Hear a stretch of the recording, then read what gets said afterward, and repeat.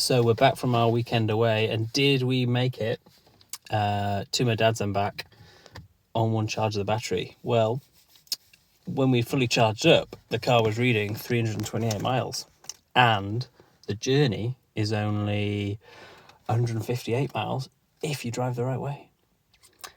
But that efficiency is predicting is 5.1 miles per kilowatt hour. So that's based on my commute to and from work, which is 3 miles at 30 and then 10 miles at 60 and then 3 miles at 30 again.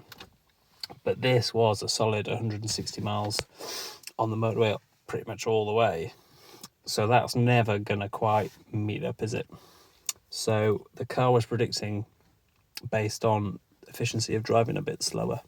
So it was predicting we could go 5.1 miles to the kilowatt hour, but we only got 4.7. Plus, I drove the wrong way. So 160 miles turned into 170.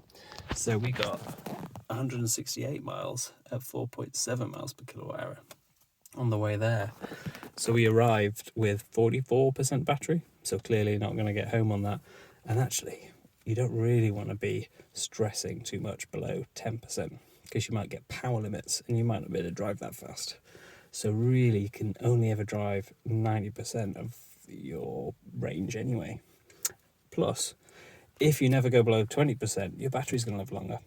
So you should always plan for only having 80% of your range, really.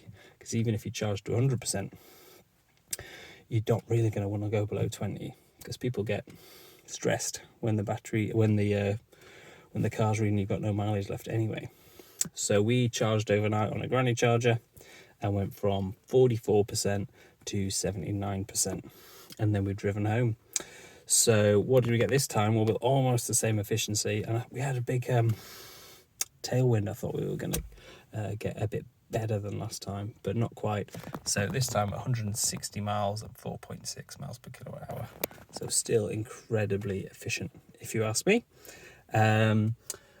And so what does that add up to? Well, it add up to, yes, you never quite get the highest range that's quoted to you, but mostly because no one would drive at slow paces or slow average speeds for that long. I mean, this 160 miles took us 3.5 hours of driving.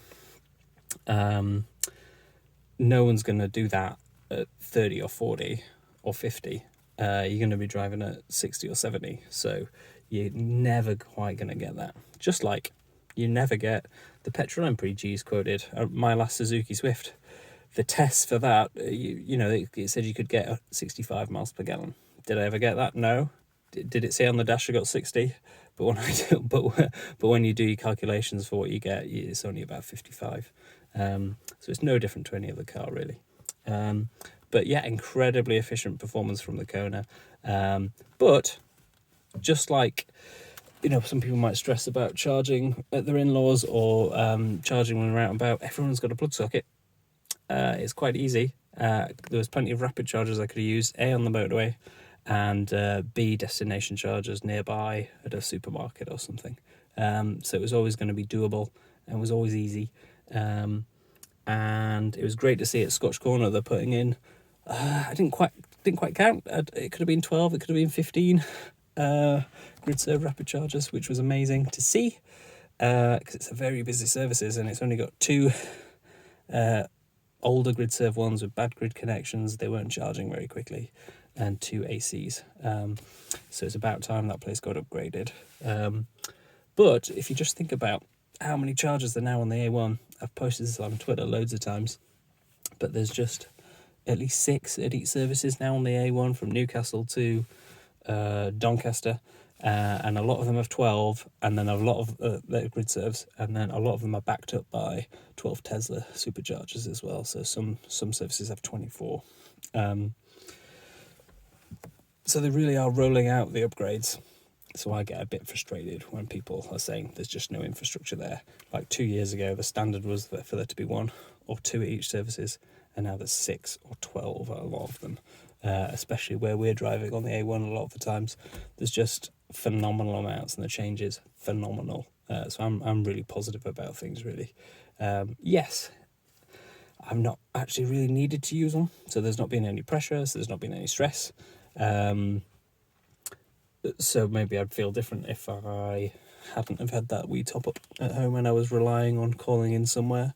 But I know there's 6 at Kendal. I could see at Lancaster that they were upgrading as well along the side of the road. You could see they'd fenced off some of the car parking. So essentially they're putting another 12 in at Lancaster services as well, I imagine. So it's great to see all the upgrades going out on the A1 and the M6 and things like that. It's about time, but everything's going to be fine for the 2030 ban. There isn't going to be 30 million EVs on the road. The maximum there'll be is 6 or 7 million. And if now they've got to the state where there's 6 or 12 chargers at every station, and some of them have 24, and ones like Exeter are plumbed in to have at least 80 rapid chargers, it's going to happen easily. We're saying they're slightly behind and all these BBC programmes are really negative. I think it's kind of bullshit. Anyway, see ya.